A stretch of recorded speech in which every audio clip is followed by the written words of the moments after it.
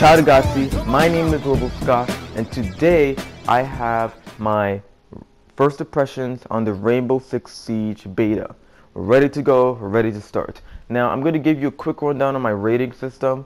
I have 3 different categories: story and characters, environment, music and acting, and finally gameplay mechanics.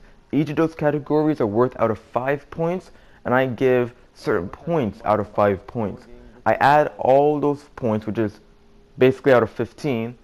I add all those points, divide them by 15, and that's the percentage I will recommend this game to other people. So let's get straight to it. Now when it comes to the story, there really is none in Rainbow Six Siege, and yeah, it's just a beta, but here's the problem. If there isn't going to be some type of story in the entire game, then the game's going to suck. It really is. Now what the developers of the Rainbow Six Siege beta could do is do exactly what Payday 2 did. The developers of Payday 2 would give players, daily contracts. Okay, every single day, players will have new opportunities, new tasks, new objectives to complete and to achieve.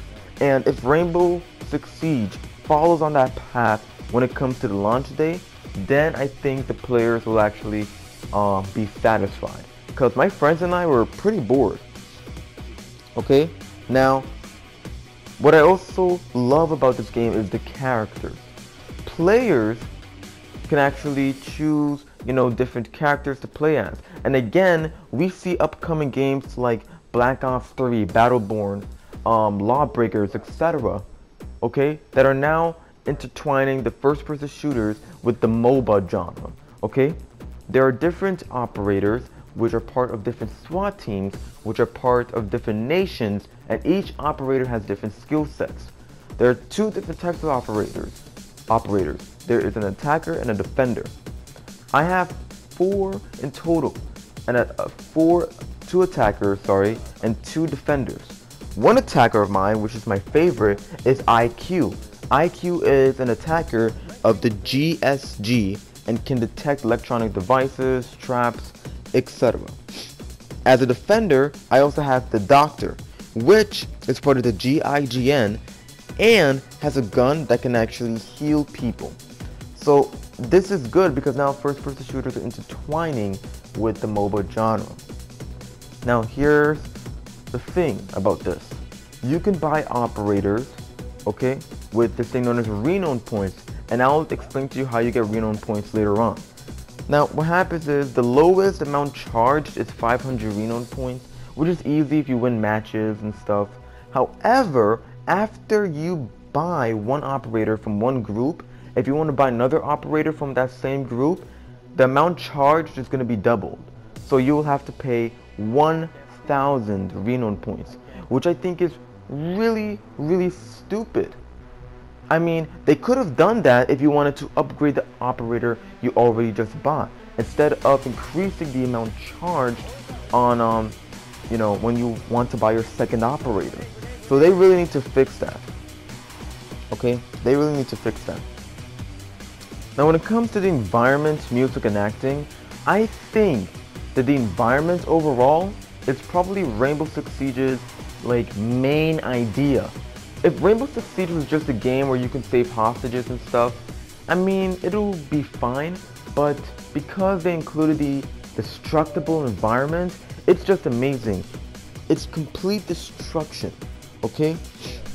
Now, again, I said that there were 2 types of players, attackers and defenders. Attacker players can actually infiltrate, different bases and can actually find bombs and stuff. While defender players can add to the environment. They could barricade different exits. They could set up traps for attacker players to come and just be, diminished on. It's so awesome. This is the main character. Not only that, but players can literally destroy walls and shoot through those walls in order to, kill other enemies. Now, of course, there's no music and there's barely any acting, but this is just covered with the amount of things that you can do with the destructible environment. Alright, it's amazing. When it comes to the gameplay mechanics, I gotta say this. The environment plus the characters. The fact that you can play different operators from different SWAT teams, from different nations, and those operators have different skills, okay, plus the destructible environment and the many things you can do with it, it's just mind-blowing how amazing these game mechanics are. Now, that also includes the disadvantage that once you buy 2 operators from the same group, you have already paid 1,500 renown points in total, which I think they need to fix that. I feel like if you want to upgrade your operator, that what you could do is pay 1,000, but that's only for individual operators, instead of having to pay 500 for IQ and then paying 1,000 for Doc. Now, I did tell you guys that the reason why, well, I didn't tell you guys the reason why, but I did discuss why my friends and I were bored. And let me get into more detail with that, okay? There are only 2 modes in the beta.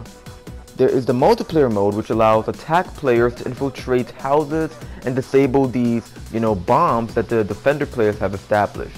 And the defender players have to defend against the attack players and make sure to protect the bombs at all costs. There's also terrorist hunt, which allows up to 5 players to participate in this mode where you have to kill 30 terrorists. And these terrorists are on either a normal, hard, or realistic difficulty. Okay? And you can also gain XP and renown points, which is based on that difficulty. Now, the fact that there were only 2 modes sucked. Okay? There's also a disadvantage where multiplayer takes a really long time to load. It's like, what the hell? It takes a really long time to load. You would just wait for 2 hours and would end up losing the match. It's not worth it. Which is why my friends and I spend most of our time playing Terrorist Hunt. Okay? And the fact that there were only 2 modes, I think the one mode that captured everyone's eye was the hostage mode. Where's the hostage mode?